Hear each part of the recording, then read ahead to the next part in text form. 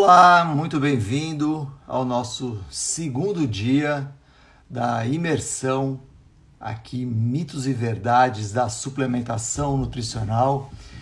Hoje a gente vai falar de um tema muito interessante em relação ao intestino, ao cérebro, mas antes de começar com esse tema tão provocante, eu queria falar como foi prazeroso o dia de ontem. Nós tivemos mais de 1.500 pessoas aqui presentes, conversando sobre essa imersão que é a nossa missão aqui de falar de suplementação nutricional, mitos e verdades. Nós já tivemos mais de 5.000 views da aula gravada e isso só me motiva a continuar aqui trazendo essa informação de qualidade para você, profissional de saúde, que busca ser um profissional capacitado, que é a nossa hashtag profissional capacitado. Então, prazer muito grande estar aqui com vocês nesse nosso segundo dia. É por alunos assim, por pessoas interessadas, que a gente tem essa missão na vida, né? De trazer informação, aproximar a ciência da prática clínica. Isso foi uma coisa que sempre me motivou, de trazer informação de uma forma acessível a todos, fazê-la de uma forma muito democratizada. Então, eu me realizo com isso, agradeço vocês por isso e, ao mesmo tempo, eu queria parabenizar vocês por estarem aqui nessa segunda noite nossa, falando desse nosso tema, dessa nossa imersão. Lembrando que a gente convidou mais de 20.000 pessoas, nós tivemos mais de 6.000 inscritos e hoje, nesse momento aqui, nós estamos com quase 350 pessoas e são esses os profissionais que vão ser os profissionais diferenciados de amanhã, porque são aquelas pessoas que não desistem, que continuam nessa imersão, buscando ser um profissional diferenciado, um profissional acima da referência, e é exatamente por vocês que a gente está aqui. Então, obrigado e parabéns por vocês estarem assim tão dedicados, tão disciplinados em continuar, e nós vamos juntos até domingo, trazendo cada dia uma informação diferente para vocês aqui. E eu gostaria de ver vocês aqui falando que vocês são profissionais capacitados, mandando aqui um hashtag profissionais capacitados. Rô, minha querida, obrigado por estar aqui com a gente. Então, vamos fazer essa diferença, fazer essa onda para que a gente consiga melhorar a qualidade dos nossos profissionais. É exatamente isso que eu acredito. E aí, aquilo que eu comentei ontem, se você conhece alguém, tem um amigo, um colega que gosta desse tema, que é a suplementação nutricional, eu falo para você, convide esse seu amigo para participar aqui com a gente. Eu acredito muito nisso que eu vou falar para vocês. Você convidar uma pessoa para compartilhar informação, ter informação de qualidade, ser um profissional diferenciado, não traz concorrência, traz admiração e respeito. Então convide aquele seu amigo que você sabe que vai aproveitar essa nossa informação de conteúdo, vai aproveitar essa nossa informação de qualidade e vai fazer a diferença na vida dele. Então mande aqui um aviãozinho para ele, convida ele para chegar aqui com a gente vai conversar sobre esse assunto tão interessante hoje, que é a questão do intestino ao cérebro e tão provocante. Já que é tão provocante, eu vou começar provocando vocês exatamente nesse sentido, né?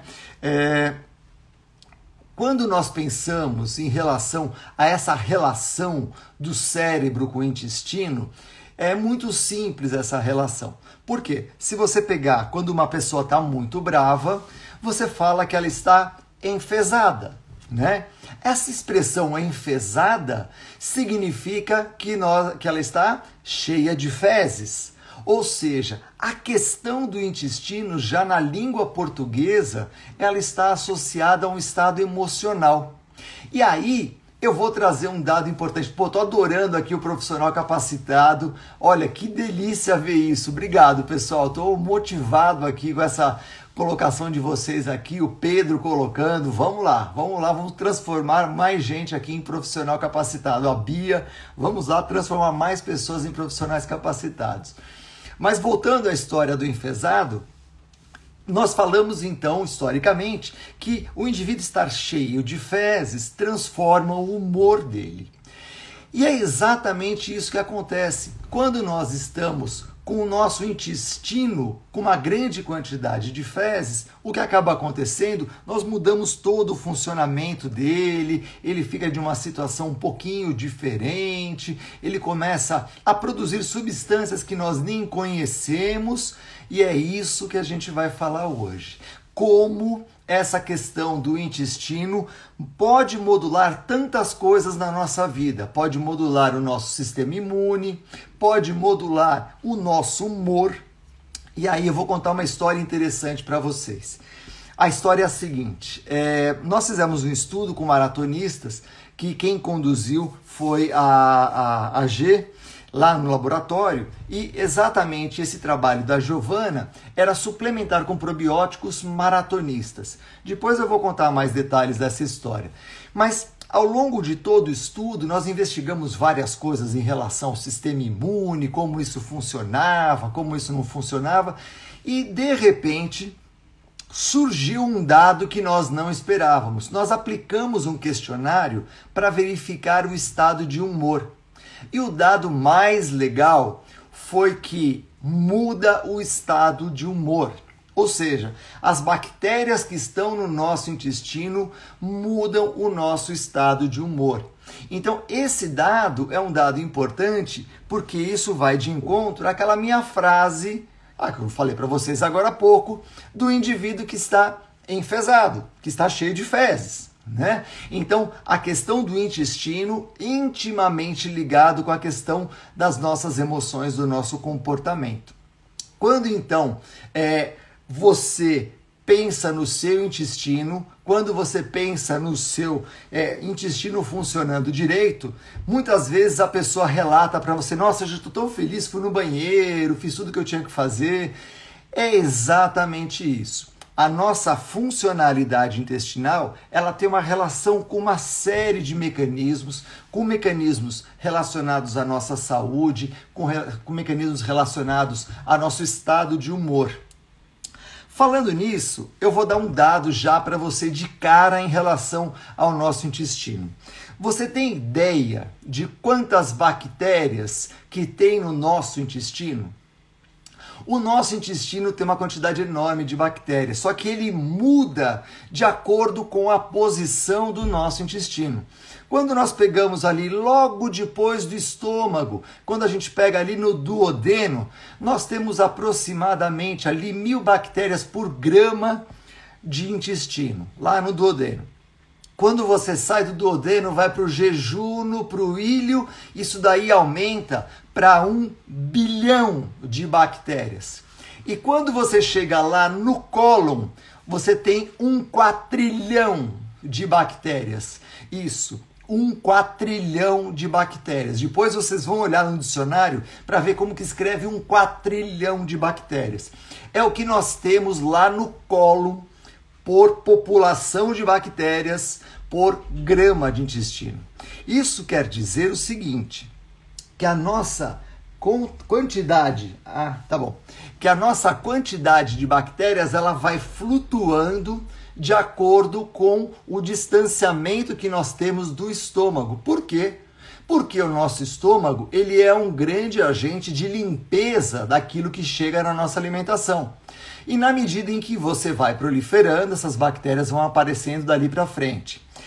As bactérias que estão no nosso intestino, elas são bactérias anaeróbias. Por quê? Porque não tem oxigênio ali, por isso que elas são anaeróbias. Porém, elas são bactérias anaeróbias que têm uma capacidade adaptativa de se relacionar com o ambiente aeróbio.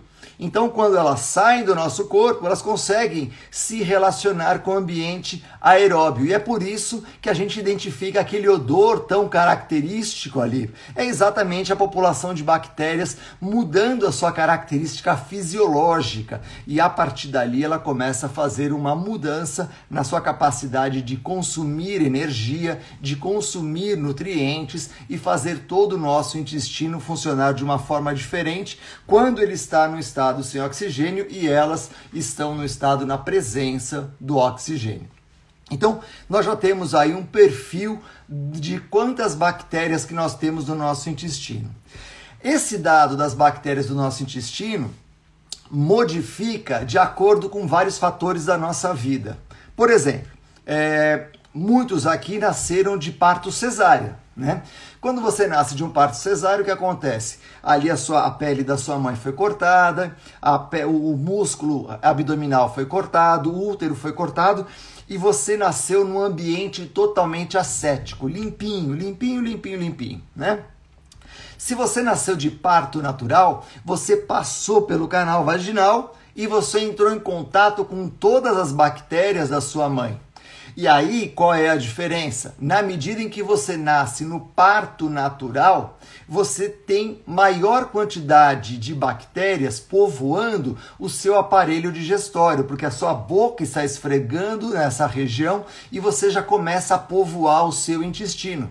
E aí você vai aumentando essa população de bactérias no seu intestino mais rapidamente do que aquela criança que nasceu num parto cesáreo.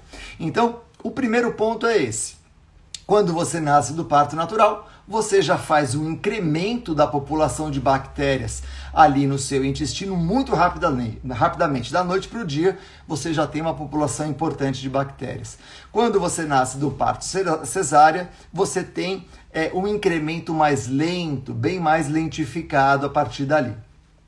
O segundo passo para modular essa população de bactérias no nosso intestino é a lactação.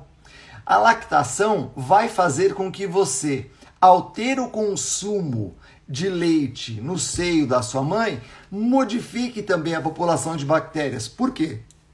Você vai entrar em contato com as bactérias que estão presentes na pele da sua mãe.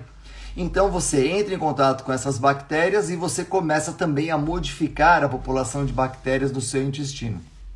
Então, primeiro ponto, parto, né? Parto natural, população maior de bactérias. Segundo ponto, lactação. Teve uma lactação por um período prolongado, maior população de bactérias. E o terceiro ponto, que não poderia ser menos importante, eu preciso só mudar aqui a posição que eu estou sentado na minha bola, como a Luciana já denunciou, né? O terceiro ponto é a forma com que você se relaciona com os alimentos. Exatamente aquele cuidado de um alimento extremamente ascético, limpo, e aí você vai ter um incremento dessa população de bactérias mais lentamente.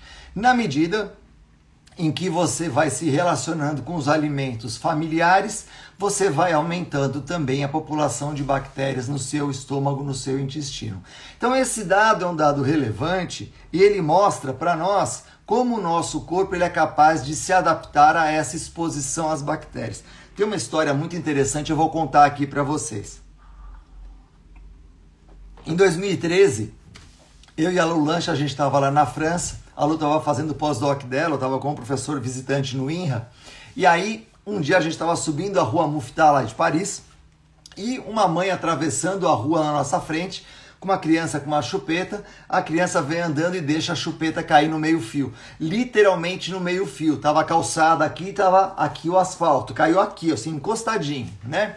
A mãe segura a mão da criança, essa criança abaixa, pega ali a chupeta, põe na boca e a mãe olimpicamente continua caminhando, né? Sem nada. Falei, se fosse uma mãe brasileira, no mínimo, ela ia dar 3 passadas na calça, ia pôr na boca para dar uma limpada, ou ia jogar fora e comprar uma chupeta porque tinha uma farmácia na frente, enfim. Mas a mãe francesa, ela simplesmente deixou a criança enfiar aquilo na boca e tá tudo certo, segue o jogo. Então, o que acontece? Na medida em que nós vamos entrando em contato com essas bactérias, é que nós vamos formando o perfil das nossas bactérias intestinais.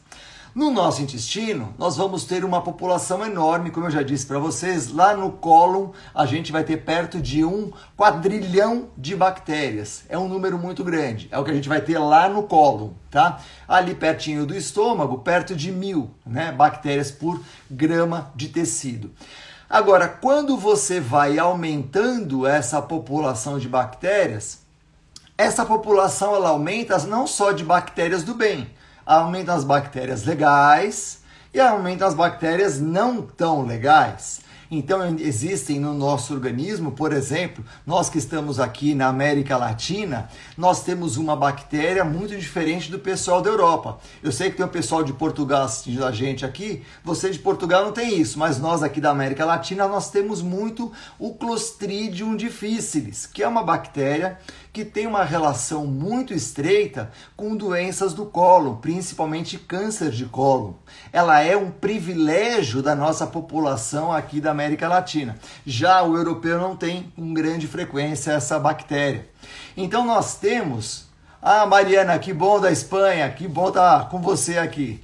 Então, essa população de bactérias, ela vai variando de acordo com o nosso padrão alimentar, com a nossa história. E como eu disse a você, ela vai sendo formada a partir da nossa alimentação.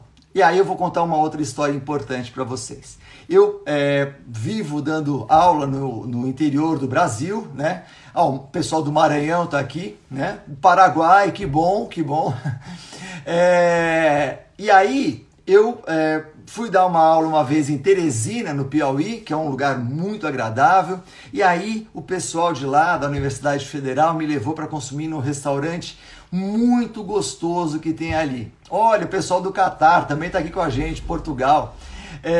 Quando nós estávamos nesse restaurante, né, consumindo a comida local de Teresina, no Piauí, eu me lambuzei, adorei daquela comida maravilhosa, muito gostosa, comi, repeti, o feijão verde, o escondidinho, tava tudo maravilhoso. Perfeito. No dia seguinte, o que aconteceu comigo? Quase que eu brinquei de rei, não saí do trono. Por que isso? Porque quando você se alimenta de alimentos diferentes, você gera uma competição entre as bactérias do seu intestino e essa competição nas bactérias do seu intestino começa a gerar um fenômeno que nós conhecemos como a disbiose. Também conhecida como a disbiose do viajante. Eu até hoje tenho em mente que a gente pode fazer um estudo com o pessoal que vive, por exemplo, como aeromoça, piloto de avião. Esses indivíduos devem ter frequentemente disbiose, porque eles acordam em São Paulo, daí eles jantam num outro país, daí depois eles almoçam num outro país, enfim, esses indivíduos eles têm mais chance de ter a disbiose. Então, a população de bactérias, ela vai sofrendo influência direta da nossa alimentação. Ah, mas então quer dizer que se eu mudar daqui de São Paulo e for morar no Maranhão, por exemplo, eu vou mudar a minha população de bactérias intestinais? Sim, você vai mudar. Para melhor ou para pior? Não tem melhor nem pior, vai ser diferente. E ao mudar, vai ter um tempo de organização dessas bactérias. E essas bactérias vão gerar, num primeiro momento, uma transição ali, aumentando a produção de gases, aumentando um pouco ali de dor, aumentando um pouquinho de cólica, até que elas se estabeleçam e aí segue o jogo. Então, nós temos uma quantidade enorme de bactérias, elas são flutuantes de acordo com a nossa alimentação, de acordo com a nossa forma de viver. Eu vou compartilhar aqui com vocês a primeira tela da nossa conversa para a gente começar olhando já direitinho como tudo isso funciona no nosso organismo. Eu estou pegando aqui a tela, quando eu compartilhar, a gente vai ter então uma diminuição ali. Eu vou bloquear aqui os comentários só para a gente ficar com a tela mais limpinha. Então, nessa tela que vocês estão vendo, o que é essa tela? Essa tela ela representa como se fosse a luz intestinal. Então imaginem que aqui à nossa esquerda nós temos a boca, aqui à nossa direita nós temos o ânus. E aí no meio tem toda essa população de bactérias. Como vocês podem ver, nós temos ali no meio umas bactérias mais escurinhas que nós chamamos de bactérias patogênicas. Essas bactérias, o que elas fazem? Elas, se conseguirem entrar no nosso organismo, elas vão provocar ali um estrago gigantesco.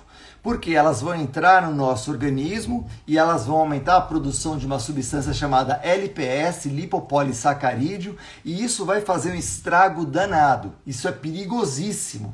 Então, o que o nosso organismo faz?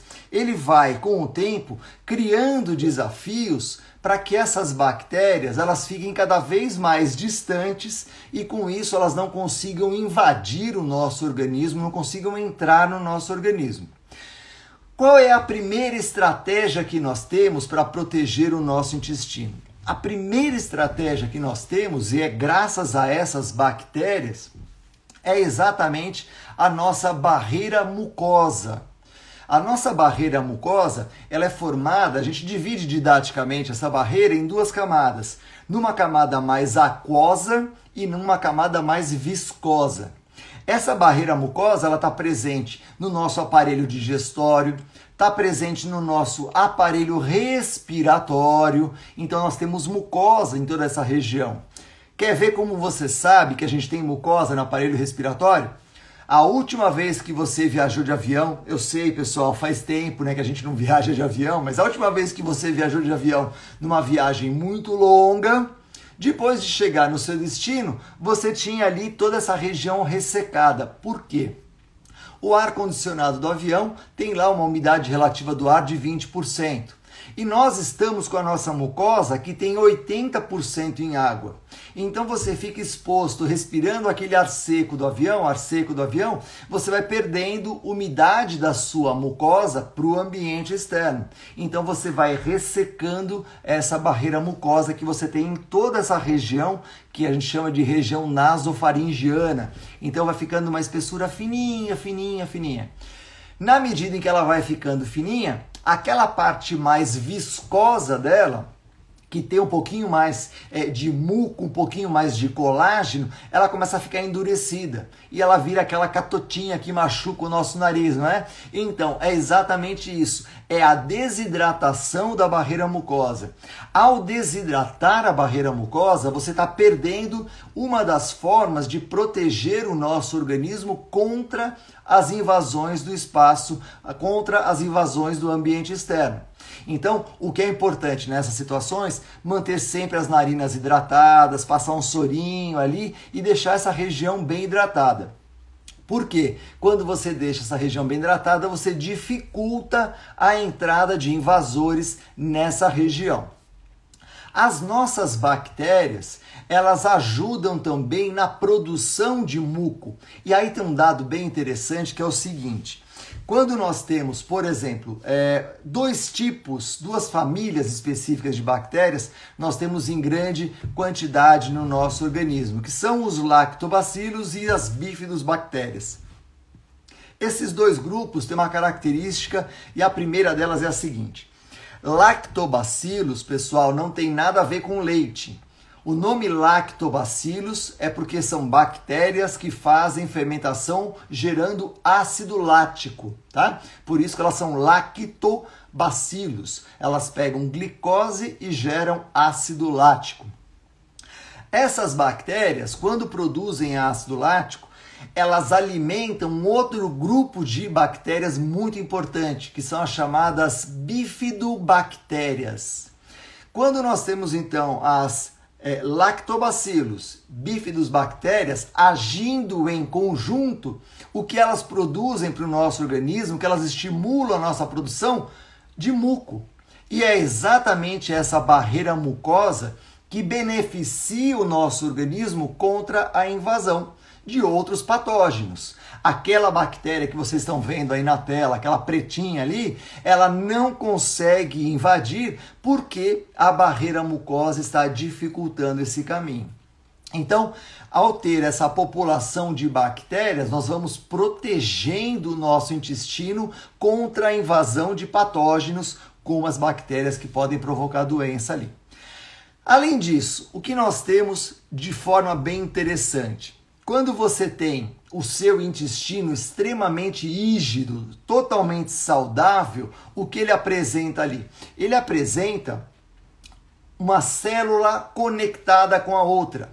Essa célula conectada com a outra, ela tem entre elas uma junção chamada de tight junctions, ou junções apertadas. Essas junções apertadas, elas são beneficiadas por essas bactérias, particularmente pelo lactobacillus. E o que acontece? Ao manter essas junções apertadas, você dificulta a entrada de substâncias que não devem entrar. Na medida em que você perde essas tight junctions, você favorece a permeabilidade intestinal. Posso dar um exemplo para vocês de como isso acontece? Nós podemos aumentar essa permeabilidade intestinal na medida em que você faz atividade física num ambiente muito quente, por exemplo.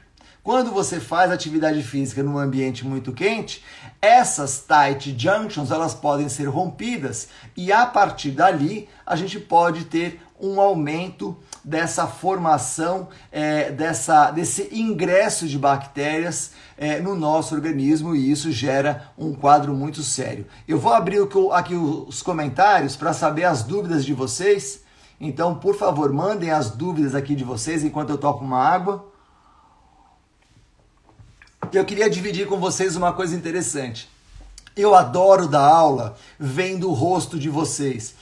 Eu sinto uma falta disso, pessoal, de ver o rostinho de vocês aí. Então, se vocês puderem, façam um favor para mim, façam uma foto do rostinho de vocês, sem fazer pose, sem nada, e posta lá no Instagram, me cita lá no Instagram, @lanchajunior, e coloca embaixo lá o hashtag profissional capacitado, que eu quero ver a carinha de vocês, para ver se vocês estão entendendo ou não, para ver se vocês estão com dúvida. Então, coloca lá que depois eu quero ver como é que tá isso, tá bom? Por favor.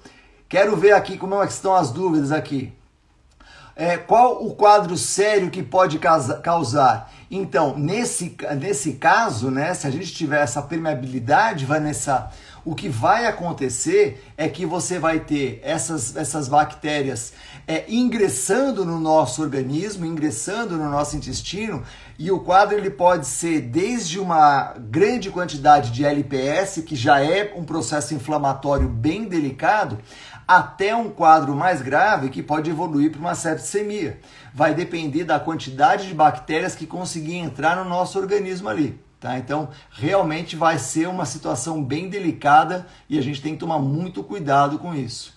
Daí estão me perguntando assim, qual o papel da glutamina na barreira intestinal? Quem que me perguntou aqui? Deixa eu ver. Foi a Bruna. Bruna, a glutamina, ela tem um papel energético nas células intestinais. É muito legal esse mecanismo, Bruna. A glutamina no intestino, ela é convertida a glutamato, e esse glutamato ele vai a alfa-cetoglutarato e alimenta o ciclo de Krebs. Então, o papel da glutamina nas células de divisão rápida é exatamente conseguir aumentar essa quantidade de energia para as nossas células intestinais.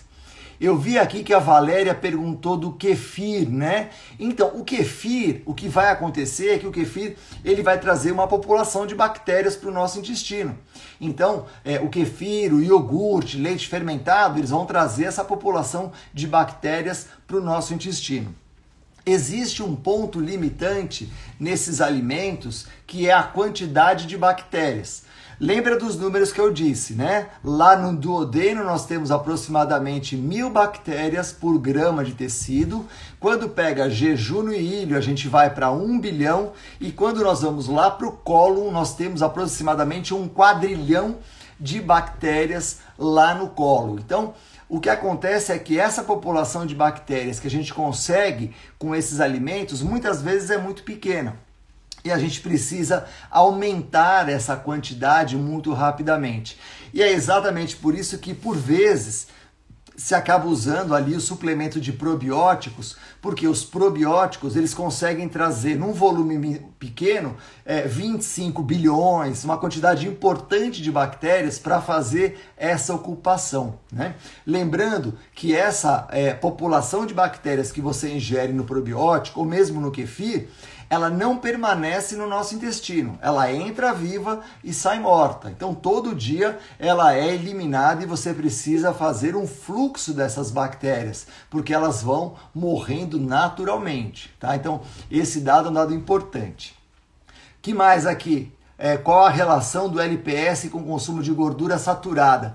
Então, o LPS, na verdade, ele tem uma característica interessante, que é o ingresso da bactéria no nosso organismo. Ele não tem uma relação direta com a gordura saturada, mas ele tem uma relação direta com a saúde do intestino. Por quê? Deixa eu explicar isso, a gente vai voltar nesse tema, mas eu já vou adiantar só para você não ficar sem resposta. Quando nós consumimos fibra, por exemplo, a fibra ela é fermentada por essas bactérias e geram os ácidos graxos de cadeia curta, que nós conhecemos no nosso dia a dia como os nossos gases, que é nada mais nada menos do que o butirato, o propionato. Esses gases, eles têm um papel importante porque eles regulam o pH intestinal, são chamados de ácidos graxos de cadeia curta, tá? Então são ácidos. Quando eles geram esse pH mais ácido no intestino, eles dificultam a proliferação dessa bactéria mais escurinha, que é uma bactéria patogênica. Então gera um ambiente hostil para ela. Então o que acontece? Quando você tem um consumo elevado de gordura, normalmente você acaba tendo uma redução do consumo de fibras, você dificulta a presença dessas bactérias, você dificulta a formação de ácidos graxos de cadeia curta e aí você favorece a proliferação de bactérias patogênicas. Não é uma relação direta causa e efeito do tipo consumir mais gordura tem mais LPS, não. Mas consumir mais gordura saturada, você modifica o perfil das bactérias intestinais e aí você pode ter como consequência maior produção de LPS, que para quem não conhece, LPS é lipopolissacarídeo, que é uma substância altamente inflamatória. Quando a gente faz experimento e joga esse LPS no organismo, ele destrói todas as vilosidades, para vocês terem uma ideia. Então, é bem complexo o papel dele. Quando o nosso organismo produz, é um processo inflamatório bem forte, bem interessante.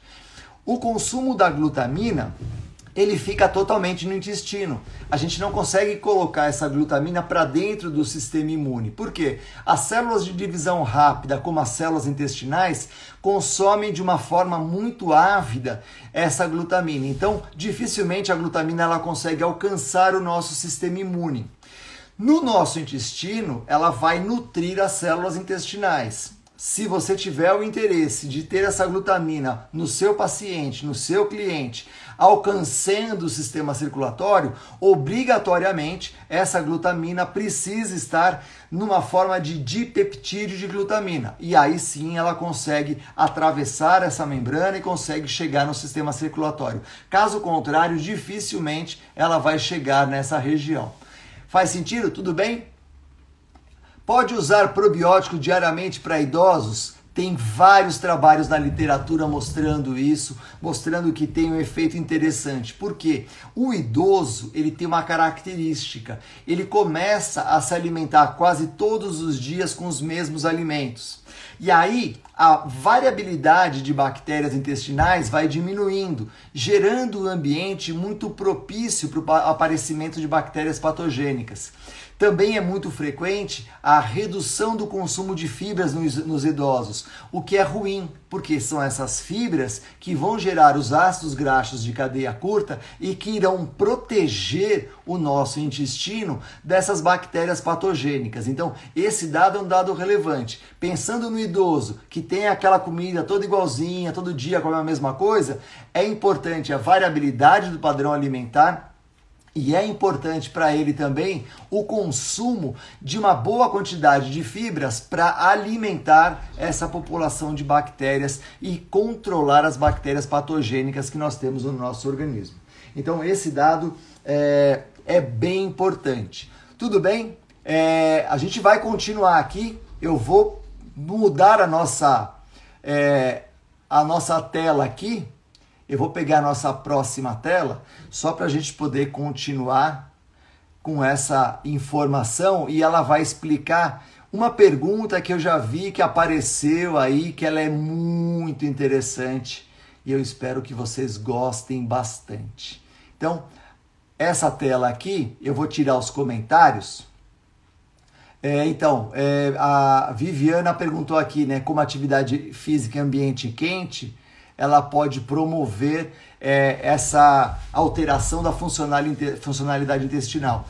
A atividade física em ambiente muito quente, ela pode romper parte dessas junções apertadas, as tight junctions, ou diminuir essa conexão entre uma célula e outra, e a consequência disso é o aumento da permeabilidade intestinal. Então é sempre um fator de risco que nós temos aí em ambiente muito quente, por isso que nessas situações é importante a hidratação, é importante controlar a temperatura interna, a temperatura do intestino, porque elevando um pouquinho a gente tem sempre esse risco de ruptura das tight junctions. Nessa tela que vocês estão vendo aí, o que nós temos é um trabalho muito interessante que fala como as nossas bactérias elas podem ser modificadas a partir do nosso consumo alimentar. Então, quando vocês olham para essa tela, chama a atenção de que eles colocam ali as infecções, né, as bactérias invadindo, produzindo LPS. O macrófago, ele faz parte do nosso sistema imune inato, lembrando que a nossa pele, o macrófago fazem parte do nosso sistema imune inato. O que acontece? Toda vez que tem uma invasão de um tecido, é porque a pele não conseguiu fazer essa separação, ou no caso, a barreira mucosa também não conseguiu fazer essa separação, é chamado a ação às células dendríticas e o macrófago. O que eles fazem? Eles vão lá, fagocitam esse invasor, seguram eles bem agarradinho, como se fosse aqueles caras que invadem jogo de futebol, né? O macrófago vai lá e agarra esse cara e leva eles até os linfócitos e apresenta esse invasor para os linfócitos. Os linfócitos vão olhar e falar, peraí, esse cara não é nosso. E aí começa a gerar resposta imune, os linfócitos B começam a gerar toda uma resposta imune para identificar esse tipo de invasor, que da próxima vez já vai ter um exército preparado para ele. Então, sempre a gente pega o lado esquerdo, ali são as infecções, as bactérias que invadem, a produção de lipopolissacarídeo, os macrófagos atuando, a formação de células espumantes, enfim, tem todo esse processo acontecendo ali. No nosso organismo, nós temos características que são próprias nossas, que são metabólicas. Então, nós temos ali a presença dos lipídios, esses lipídios podem gerar colesterol, e nós temos ali a produção de sais biliares a partir do colesterol. E aqui um dado interessante. Por que o consumo de fibra reduz o colesterol? O consumo de fibra reduz o colesterol porque essa fibra se liga muito fortemente com os sais biliares e promove uma excreção de sais biliares. E nós excretamos normalmente 3% somente dos sais biliares. Na presença de fibra, essa excreção pode chegar a 30%, obrigando o nosso corpo, então, a repor estes sais biliares que foram perdidos. E como é feita essa reposição? A reposição ela é feita captando o colesterol do sistema e produzindo no fígado mais sais biliares. E ali a gente consegue fazer essa reposição de uma forma efetiva. Então, lembrando que para reduzir o colesterol, nós usamos as fibras, porque essas fibras se ligam aos sais biliares e promovem a excreção dos sais biliares. Muito bem.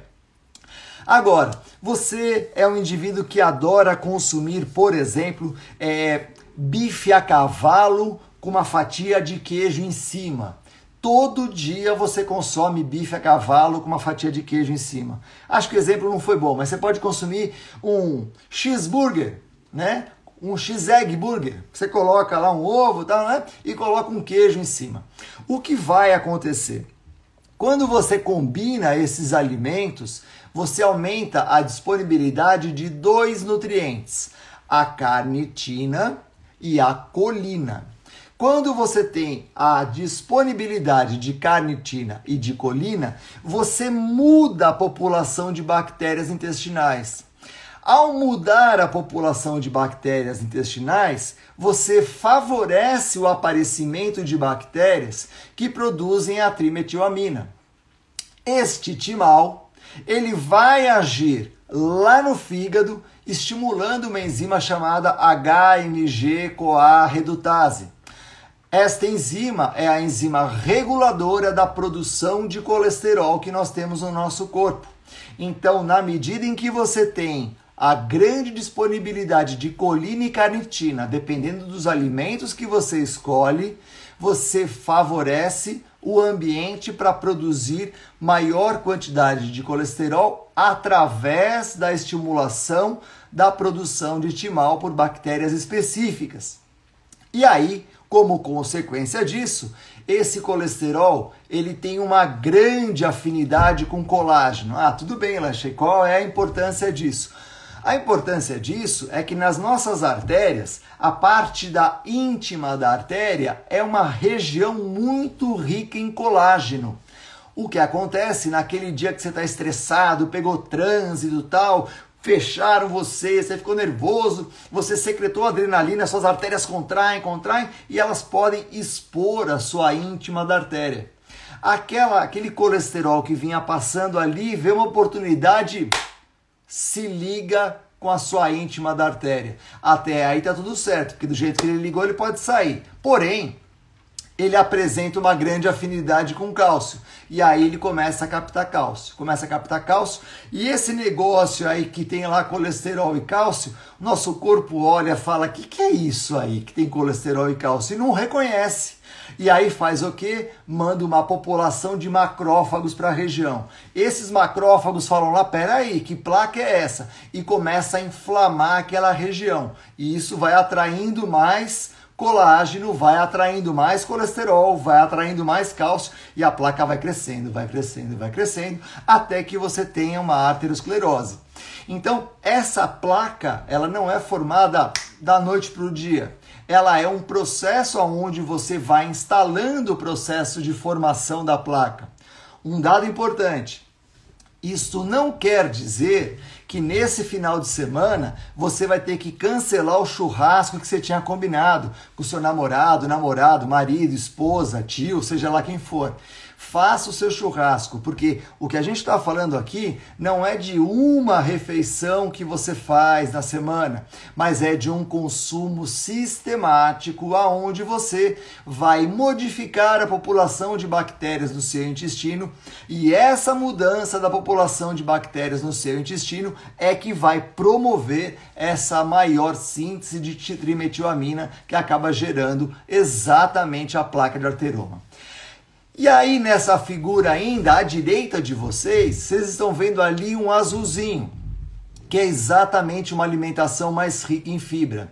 Observem isso. Nessa alimentação mais rica em fibra, o que a gente tem?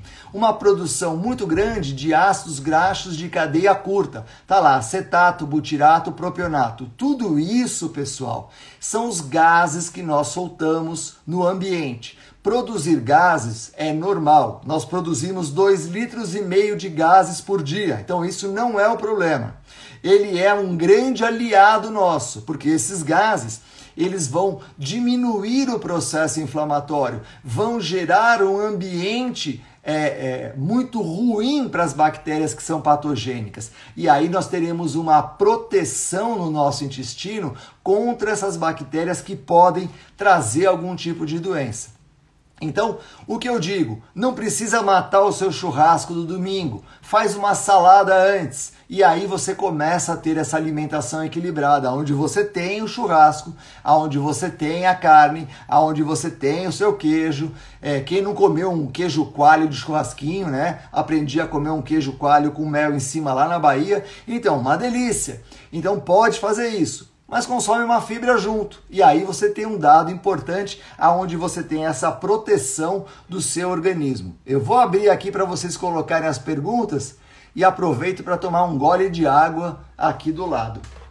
Podem falar que eu sou todo ouvidos, ou melhor, sou todo olhos para ler as perguntas de vocês. Eu estou sentindo uma falta de ver o rosto de vocês não fazem ideia o quanto. Mas vai dar tudo certo. Pode mandar as perguntas aqui que a gente vai conversando.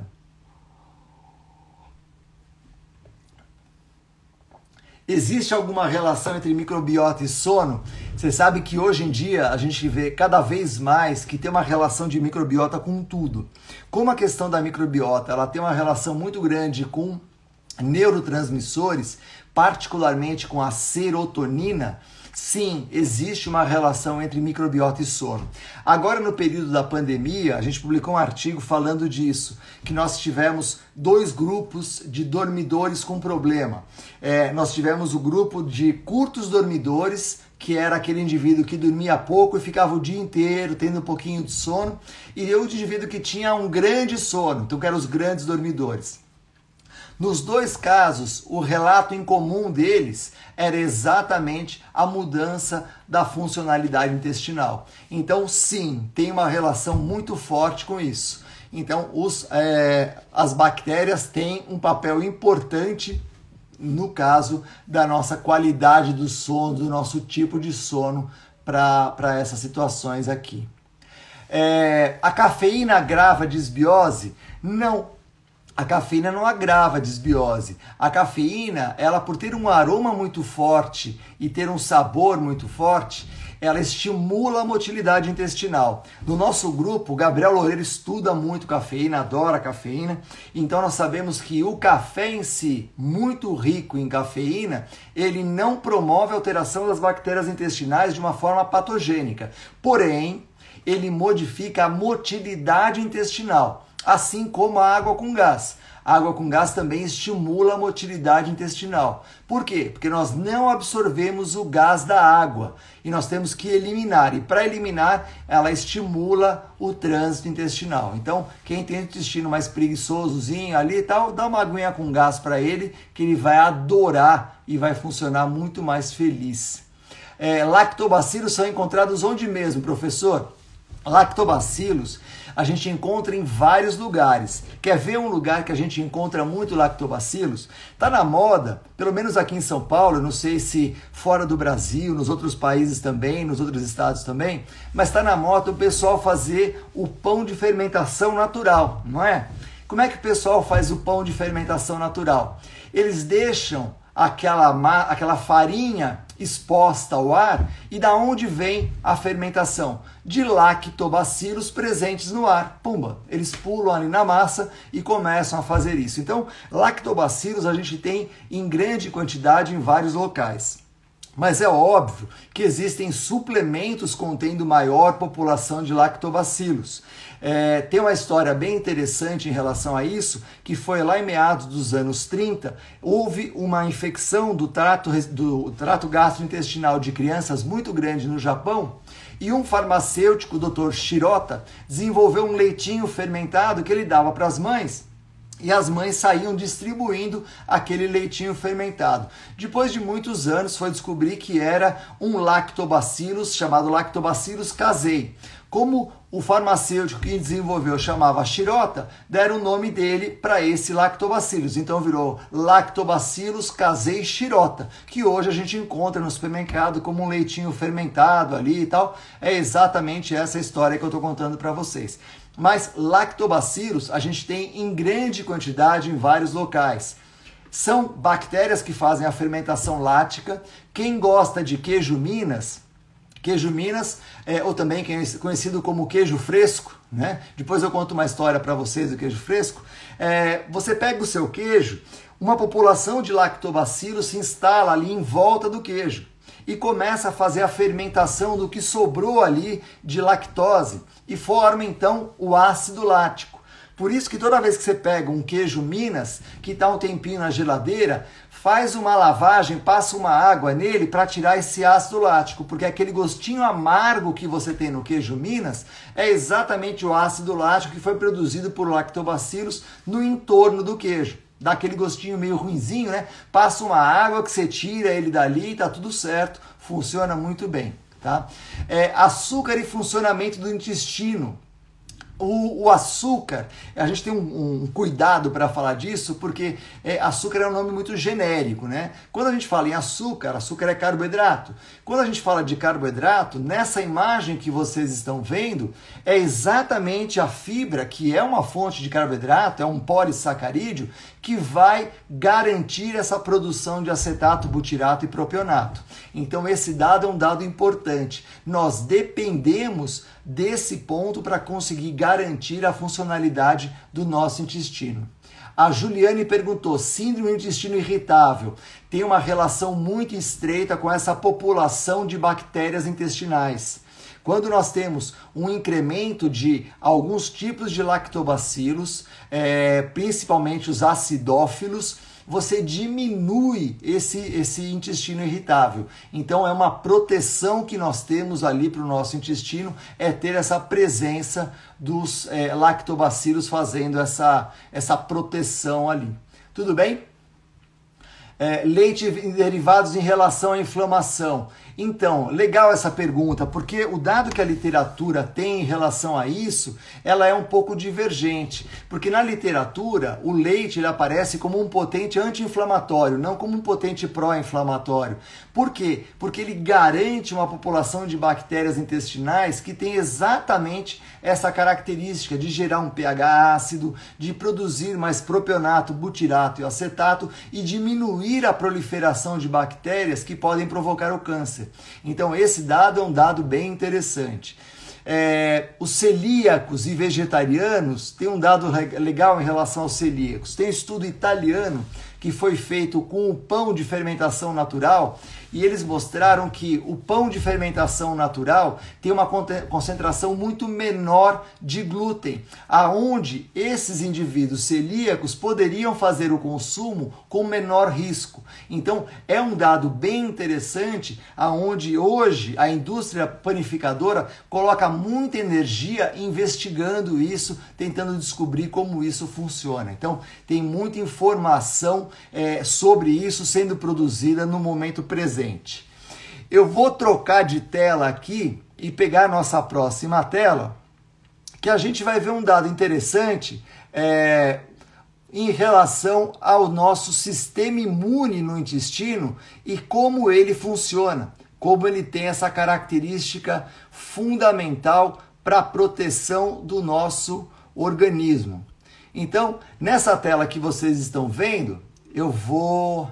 Peso molecular da caseína, maior do que o intestino aguenta? Não tem isso.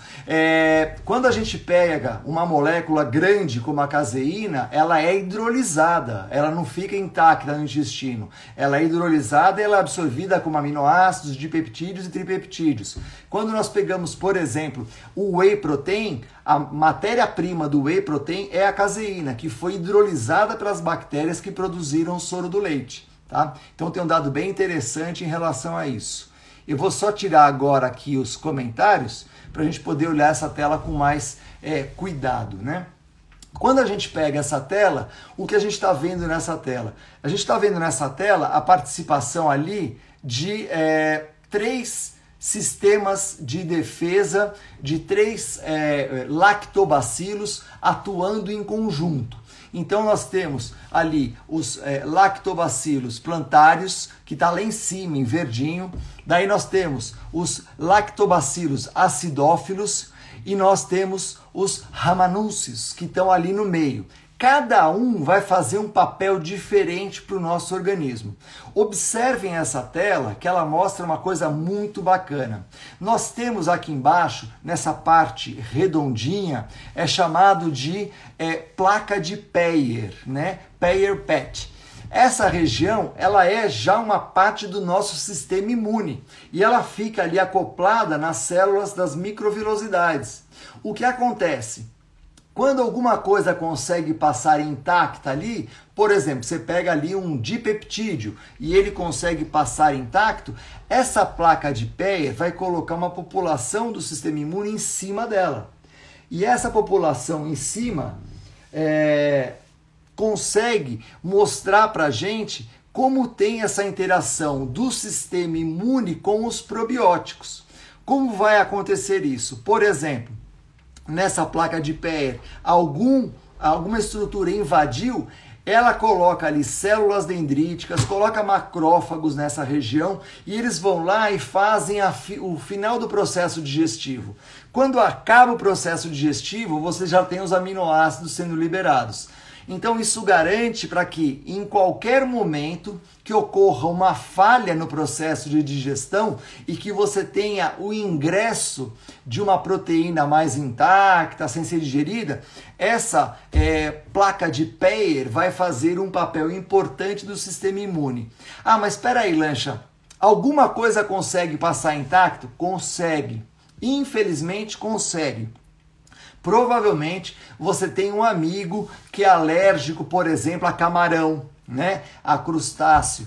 Daí ele consome aquela proteína e fica todo empipocado. Por quê? Porque uma parte dessa proteína consegue passar intacta ali e o nosso corpo gera uma resposta antígeno-anticorpo e começa a atacar aquela proteína como se fosse um invasor. Então, uma parte consegue sim passar. Não é o padrão, não é o que mais acontece. O que fazem os lactobacilos? Por exemplo, o Lactobacillus plantarum, ele vai estimular o que a gente chama de Toll-like receptor. Toll-like receptor é toda uma cadeia protetora que nós temos nas células intestinais para desencadear respostas inflamatórias muito rapidamente. Então, se alguma coisa acontecer, ela consegue muito rapidamente gerar uma resposta inflamatória e debelar aquele processo que acontece ali. Então, os lactobacillus plantários, eles fazem exatamente esse papel, ativando o Toll-like receptor. Quando nós pegamos os ramanúncios, o que eles fazem? Eles fazem um outro processo. Então, essa imagenzinha que está à direita de vocês mostra assim, nós temos as células intestinais e as junções apertadas das células intestinais.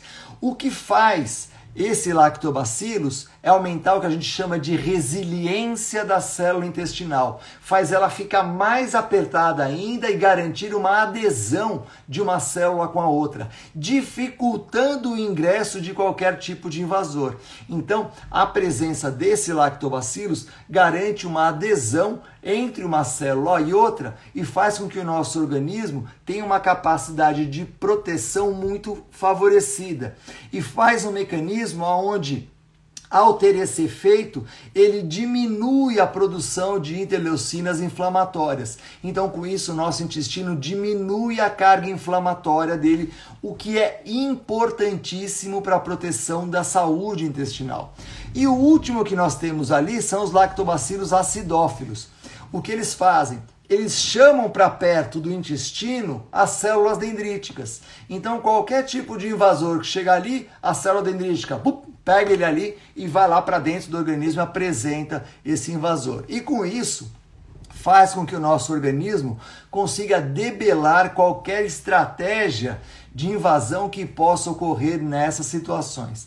Então, nesse processo como um todo, o que a gente vê? Toda vez que você tem essa ativação das células dendríticas, você aumenta a produção de interleucina 10. Ao aumentar a produção de interleucina 10, você diminui toda a carga inflamatória e você faz com que a inflamação no intestino fique baixa. Agora, deixa eu provocar você um pouco. Você é aquele cara que gosta de ir para uma churrascaria, comer carne todo dia? Muito bem. Se você fizer uma ingestão de proteína em grande quantidade cronicamente, o que vai acontecer? Você vai começar a produzir H2S no seu intestino. E é muito fácil perceber, porque o H2S, esse S é de enxofre, você vai ter esse cheiro gasoso de enxofre. Esse H2S, quando ele é produzido agudamente, por exemplo, esse fim de semana vamos na churrascaria comemorar e comer alguma coisa, tá tudo certo, não tem problema nenhum. Agora, se todo dia você consome uma quantidade muito grande de proteína, o que acaba acontecendo é que você tem cronicamente a produção de H2S. Esse H2S ele vai gerar um sinal pró-inflamatório dentro do enterócito. Ao gerar um sinal pró-inflamatório dentro do enterócito, qual é a consequência disso? A consequência disso é que você passa a ter o que a gente chama de inflamação de baixo grau. É uma inflamação pequenininha, mas ela vai constante. E aí é que nós temos as doenças crônicas. Essas doenças crônicas, elas são resultado exatamente desse processo inflamatório cronicalizado que age no sistema, diminuindo a resposta à insulina para captação de glicose, diminuindo a nossa capacidade de ativar LPL, retirar lipídio circulante, aumentando o lipídio circulante, enfim, todo esse parâmetro que nós temos de saúde, ele é comprometido exatamente por este processo inflamatório.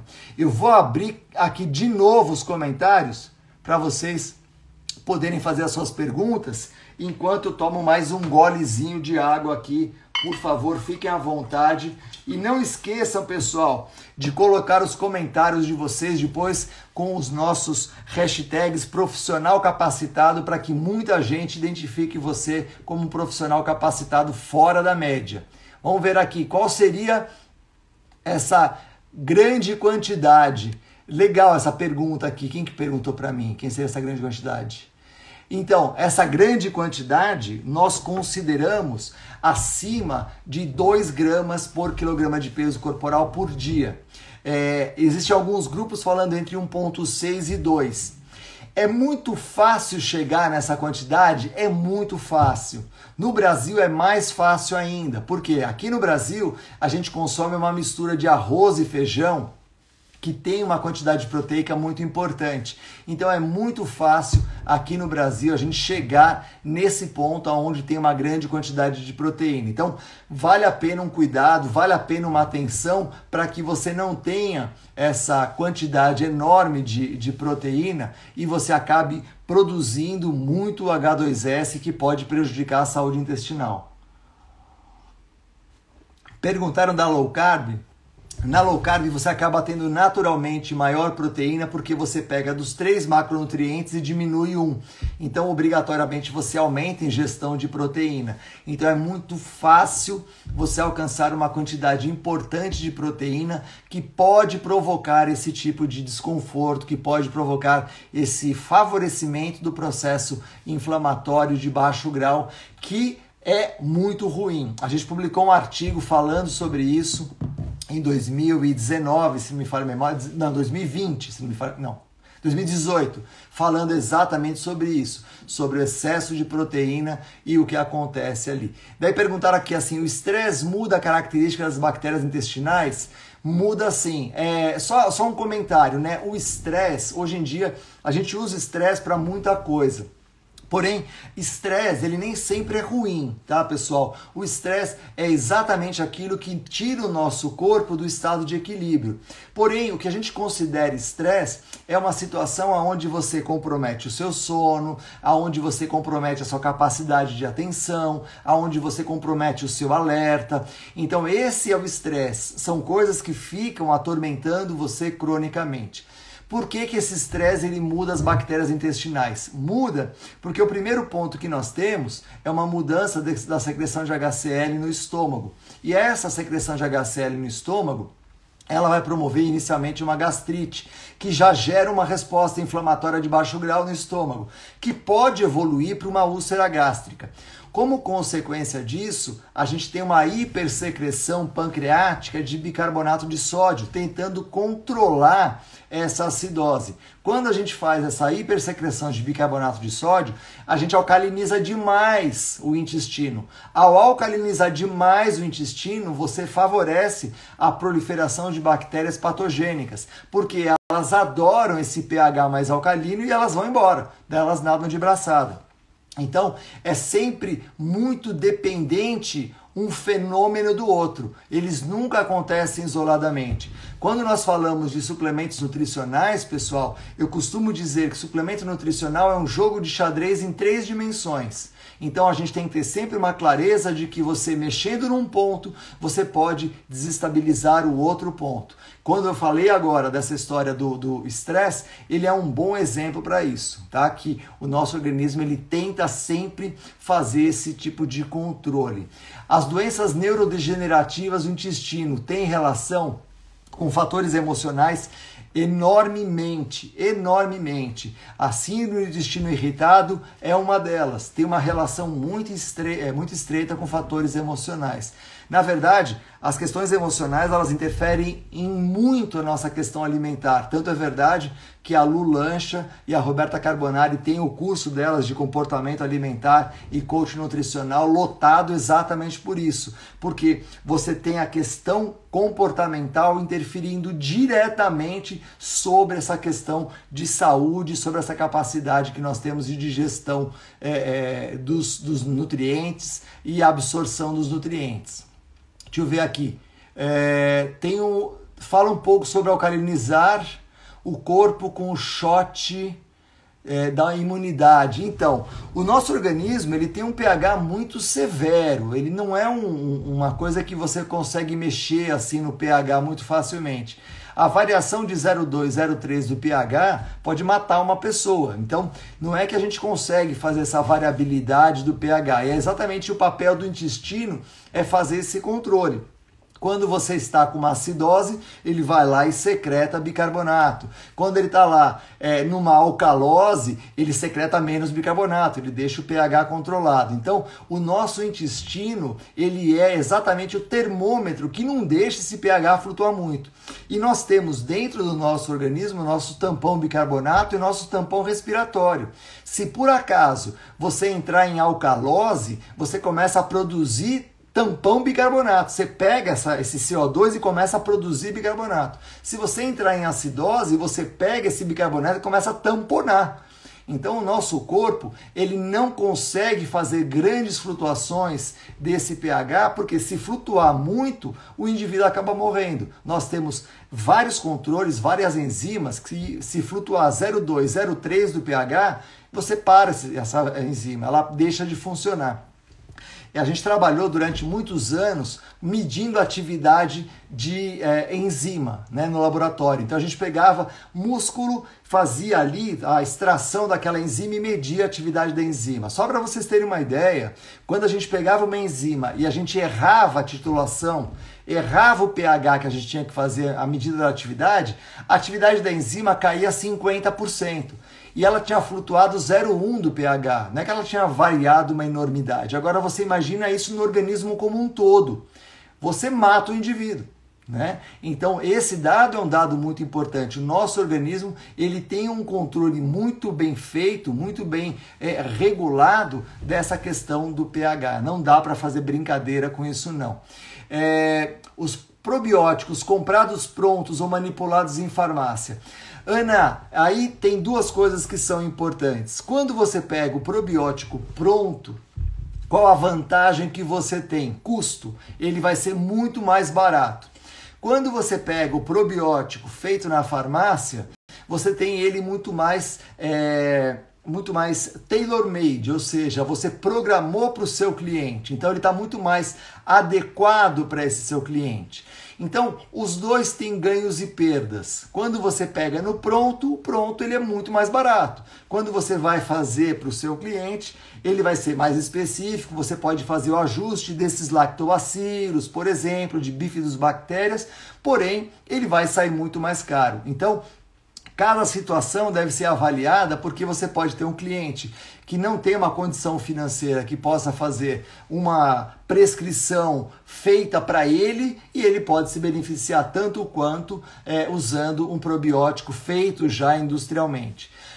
Esses probióticos feitos industrialmente, a minha orientação é sempre você comprar verificando a data de validade, porque na nossa regulamentação brasileira, quando você fala probiótico contém 25 bilhões, significa que no último dia da validade dele, ele tem que entregar para você 25 bilhões.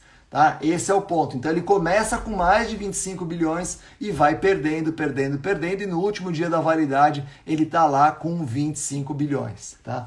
Então esse dado é um dado bem relevante para a gente, para que a gente possa ter uma ideia de como funciona isso. Tudo bem? Tranquilos? Muito bem. Eu vou voltar aqui em mais uma tela para que a gente possa fazer um andamento aqui da nossa conversa.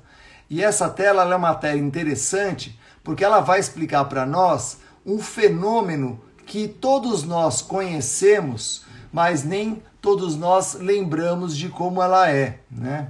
Então aqui nós temos essa tela que mostra como é o mecanismo da diarreia. Diarreia, se for de dia, se for de noite, noiterreia, se for de madrugada, madrugadorreia. Eu não podia perder essa piada, pessoal, essa piada ela é clássica. Daqui a pouco a Luciana vai entrar aqui para me dar uma bronca, mas eu adoro essa piada. Ela fala que é horrorosa, mas eu sou apaixonado por essa piadinha de mau gosto. Como funciona então o mecanismo da diarreia? Você tem ali uma bactéria que invade ali o seu intestino, por exemplo, e ela começa a fazer uma alteração da estrutura celular. Ela vai fazendo uma dimerização que você tem das suas células dendríticas, né, que é como se fossem os meus dedos aqui, e ela vai aumentando a adesão que ela tem com essa sua célula intestinal. Na medida em que ela vai aumentando essa adesão que ela tem com a célula intestinal, ela vai ganhando espaço até ela formar um lugar chamado de pedestal de ofuscamento. Quando ela entra nesse pedestal de ofuscamento, o que ela faz? Ela gera um sinal e ela pega aquela zona de oclusão e tira aquela zona de oclusão. Lembra as junções apertadas que eu falei? Ela diminui essas junções apertadas. E aí ela abre um espaço aonde consegue sair uma grande quantidade de água e eletrólitos. E aí você tem o fenômeno da diarreia. Então, sempre que nós tivermos essa instalação das bactérias no intestino, isso pode acontecer e isso é sempre um estado muito grave. Normalmente é esse o fenômeno que responde pela jeca, pela gastroenterocolite aguda. É exatamente esse fenômeno que nós temos aqui na tela.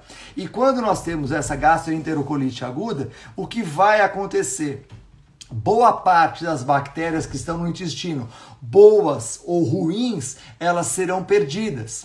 Normalmente, qual que é o tratamento de primeira escolha para uma jeca?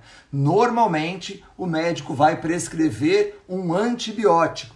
Quando ele dá o antibiótico, o que vai acontecer? Essa bactéria que provocou esse estrago, ela vai ser destruída, vai ser eliminada, porém outras bactérias também vão ser eliminadas. E aí a quantidade de bactérias intestinais, elas serão lavadas e nós perderemos ali uma grande quantidade de bactérias no nosso intestino. Nesse ponto, qual é o grande problema? Nessa lavagem que nós temos das bactérias, nós perderemos as bactérias que nós gostaríamos de ter ali presente e nesse momento é importante fazer a reposição. Ah, Lancha, então é nessa hora que é interessante nós entrarmos com uma suplementação de probióticos, por exemplo? Sim, numa situação como essa, pode ser interessante fazer a suplementação de probióticos, porque serão os probióticos que vão ajudar a construir essa estrutura e esse ambiente para que essas bactérias hostis não ganhem espaço no nosso organismo. Tem um dado bem interessante. Eu falei aqui para vocês, né, de que nós temos uma bactéria muito presente aqui na América Latina, que é o Clostridium difficile. E o Clostridium, ele é difícil de responder a uma população grande de antibiótico. Normalmente, quando você usa antibiótico, você destrói uma grande quantidade de bactérias e permanece o Clostridium. Então, é muito complicado fazer a redução. Eu até faço a brincadeira que é por isso que ele chama difficilis, né? Então, como a gente faz para combater essa bactéria? Você precisa das bactérias que não são patogênicas. Você precisa entrar com as bactérias, como os lactobacilos que nós falamos agora há pouco, com bifidobactérias. São exatamente essas bactérias que vão proteger o nosso intestino contra essas bactérias que provocam as doenças, que são as bactérias patogênicas. Nesse sentido, quando nós pensamos, por exemplo, em suplementos nutricionais, nós pensamos na suplementação de probiótico, ótimo. Porém, muito cuidado para você não fazer o uso de 2 suplementos antagônicos. Você suplementa o indivíduo com probióticos e ao mesmo tempo você dá bicarbonato de sódio para ele. Por quê? Quando você gera esse pH alcalino no intestino, você vai fazer proliferar bactérias que não são interessantes e você vai gerar um ambiente hostil para os lactobacilos. Então, se você está com um atleta, acompanhando o atleta que teve uma diarreia, que pode acontecer, diarreia do viajante é muito frequente em atleta, ou esse indivíduo foi viajar e consumiu um alimento diferente, ele também pode ter essa diarreia. Quando você tem, então, todo esse fenômeno instalado e ele vai fazer uma competição que você vai dar a ele o bicarbonato de sódio, atenção.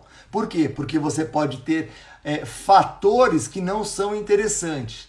Ele vai ter lá a desidratação provocada pela diarreia, na recomposição das bactérias intestinais, você dá um agente que pode piorar esse estado geral dele. Então, muito cuidado em relação a isso. Isso pode gerar uma resposta contrária ao seu objetivo, contrária àquilo que você deseja. Podem mandar as suas perguntas aqui para eu poder tomar um golezinho de água aqui. E esse dado, né, que a gente acabou de falar em relação à desbiose do atleta e você entrar com o suplemento, é exatamente um cuidado que a gente precisa ter. Muito obrigado, Rodrigo. Obrigado mesmo pelo comentário. E aí, pensando nessa situação, o que nós temos? A desbiose instalada, qual o cuidado que você precisa com o seu atleta? O mais rapidamente, repor essa água perdida e repor essas bactérias perdidas, porque senão você corre o risco dessa crise dele piorar ainda mais. Deixa eu ver aqui, ó, uma coisa. Quando eu mudei para a China, em 3 dias fui de diarreia até constipação. Isso é muito frequente. Quando você tem a desbiose do viajante, você tem a diarreia, seguido depois de uma constipação. Porque o organismo ele não consegue manter aquela atividade de motilidade, muitas vezes ele retarda a motilidade e ele faz exatamente essa diminuição que nós temos da funcionalidade intestinal. Probióticos versus nefrolitíase, oxalato de cálcio. Pedro, um dado interessantíssimo é que o oxalato de cálcio ele é precipitado pela vitamina C. Então, quando a gente pega cálculo formado por oxalato, verifique o consumo de vitamina C do seu paciente, do seu cliente, porque o que precipita mais é exatamente grandes quantidades de vitamina C. Nem sempre suplementar, ele pode ser um indivíduo que consome grande quantidade de laranja, tal, não sei o quê, e isso pode trazer um dado importante para ele, tá? Que mais aqui? Professor, como se dá o excesso de proteína em atletas de fisiculturismo? É interessante porque o fisiculturismo ele tem uma cultura particular, né? É um desafio muito grande porque existe uma preocupação do indivíduo, do atleta fisiculturista, de que se ele não consumir aquela quantidade de proteína, ele vai perder massa muscular. E na prática, a gente acaba tendo isso muito mais como mito do que como fato. Mas é um desafio muito grande, porque a crença é muito forte, né? E a história, toda a convenção que se tem é muito forte. Então a gente consegue mudar muito pouco nessa situação. Normalmente, a gente publicou um artigo falando sobre isso, o fisiculturista ele não tem mais benefício depois que ele ingere 2 gramas por quilo de peso corporal. Então não tem na literatura nenhuma base para um consumo superior a 2 gramas por quilograma de peso corporal. Glutamina pode causar distensão abdominal? Não, a glutamina não vai provocar isso. Por que não? Porque a glutamina ela é muito facilmente, muito rapidamente, Daniela, captada pelo intestino. Então o nosso intestino capta isso com grande facilidade, com grande eficiência e a gente acaba não tendo esse efeito. Então a chance disso acontecer é bem pequena, para não falar que é nula, tá? Então fique tranquila nesse sentido. Tudo bem? Tranquilos? Podemos continuar aqui mais um pouquinho? Então, tem uma tela que eu gostaria de dividir com vocês aqui também, que é em relação a um fenômeno bem importante, que é o fenômeno que nós temos das alergias. Então, quando nós temos aqui o fenômeno das alergias, o que nós temos aqui? Normalmente, nós temos um alérgeno. Esse alérgeno, ele já foi reconhecido pelo nosso corpo, ele já foi identificado. Por quê? Normalmente, um alérgeno acaba sendo, grande maioria das vezes, uma fração proteica, um derivado proteico.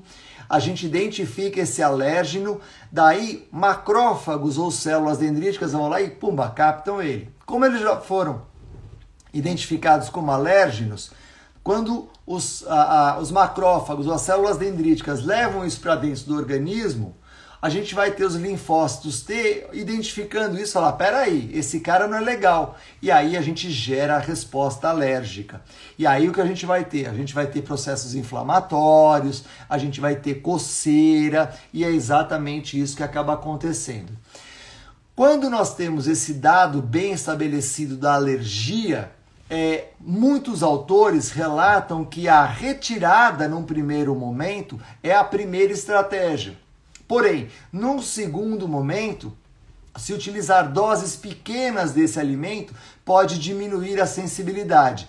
Na literatura, até hoje, não existe uma comprovação desse mecanismo de utilização de doses baixas de alimentos alérgicos, diminuindo a nossa sensibilidade. Porém, existe essa prática. A literatura não referenda isso, porém existe essa prática, a gente conhece essa prática. Normalmente o que se faz, ao identificar qual é o alérgeno, normalmente o que a literatura faz é suprime esse consumo para que essa manifestação ela cesse. Porque a alergia alimentar ela é muito séria, ela é muito importante. E a Lu tá me dando bronca, eu tô falando muito alto aqui, então eu vou diminuir minha voz. Pronto. Então, essa resposta é que eu não consigo, pessoal, me empolgo aqui, não tem como. Então, essa resposta alérgica, ela é muito importante e ela é muito perigosa. Por isso que o cuidado que nós precisamos ter nesse caso é não permitir que ela se prolongue, que ela se propague. Pois ela se propagando, a gente passa a ter um risco mais acentuado dessas manifestações agravarem o quadro no nosso organismo. Quando nós pensamos nesse caso de alergia, os probióticos podem agir de uma forma satisfatória? Sim, tem dados na literatura mostrando que a presença de probióticos melhora esse quadro. Por que os probióticos podem melhorar esse quadro? Porque você diminui a chance dessa proteína ser absorvida de uma forma intacta. Então aumenta a chance de você ter bactérias comensais que vão gerar hostilidade para esse ambiente, para esse alimento, e vão favorecer a hidrólise de uma proteína dessas, e com isso a gente vai conseguir então ter essa proteína não intacta absorvida e a resposta alérgica desaparece. Então, o que gera a resposta alérgica é sempre um erro no processo digestivo, aonde nós fazemos uma absorção dessa proteína intacta. E aí, diminuindo essa quantidade de proteína intacta, a gente acaba fazendo a proteção desse nosso intestino. E aí, como a gente consegue fazer esse mecanismo de proteção ser bem eficiente? Para que a gente tenha esse organismo bem eficiente, uma das sugestões é usar a população de lactobacilos conhecidas que podem fazer exatamente essa entrega.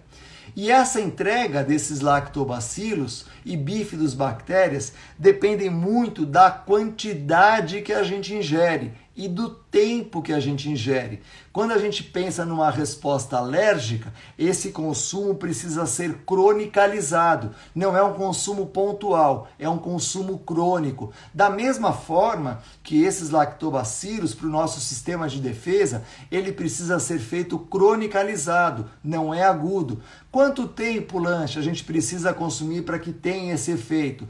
Na literatura, nós temos recomendado pelo menos um mês para que você tenha efetivamente o efeito dessa população de bactérias no intestino e você tenha com isso a proteção já bem instalada. E a partir dali, a gente consiga efetivamente fazer uma proteção dos nossos sistemas de defesa, garantir uma resposta imune satisfatória, diminuir processos inflamatórios e deixar bem protegido o nosso organismo nessa situação. Eu vou abrir aqui os comentários para a gente ter as dúvidas de vocês.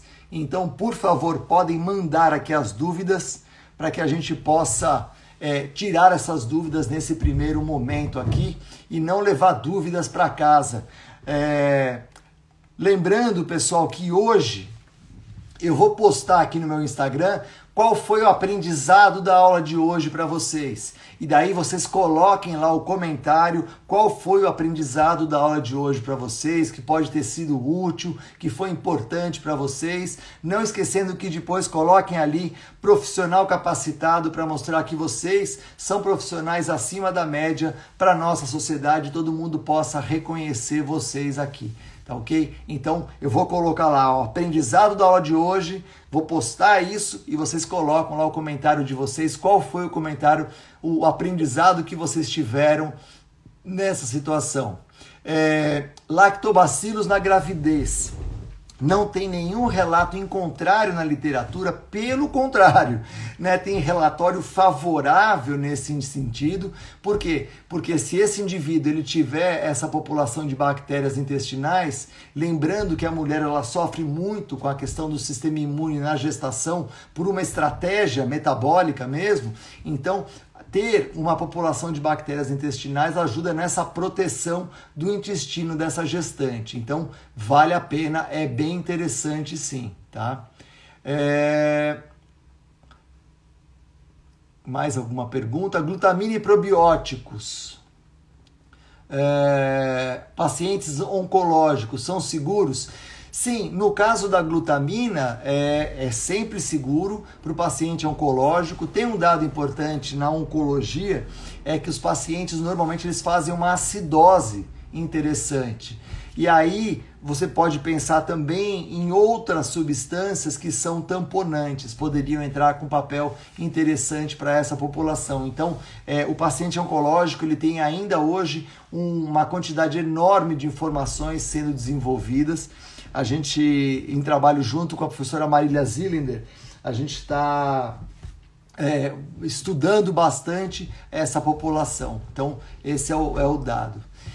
Pessoal, eu queria agradecer vocês, só fazer um comentário rapidamente aqui com vocês. Chegaram muitas perguntas para mim no Instagram, falando de mais informação sobre isso. Durante muitos anos a gente vem estudando uma forma de transferir toda a informação da academia científica para o trabalho clínico de vocês. Isso que a gente está fazendo aqui é uma estratégia disso. A gente já tem desenhado uma mentoria que a gente pretende amparar esse profissional de saúde para que ele consiga fazer isso. Então o pessoal que mandou essas perguntas, foram mais de 30 perguntas falando sobre isso. Em breve a gente vai informar vocês de que isso vai ser possível. A gente tem essa ideia de conseguir aproximar a ciência do trabalho profissional de vocês, para que vocês tenham a segurança que vocês precisam para trabalhar com a suplementação nutricional com qualquer tipo de população, o oncológico, o atleta, o indivíduo comum.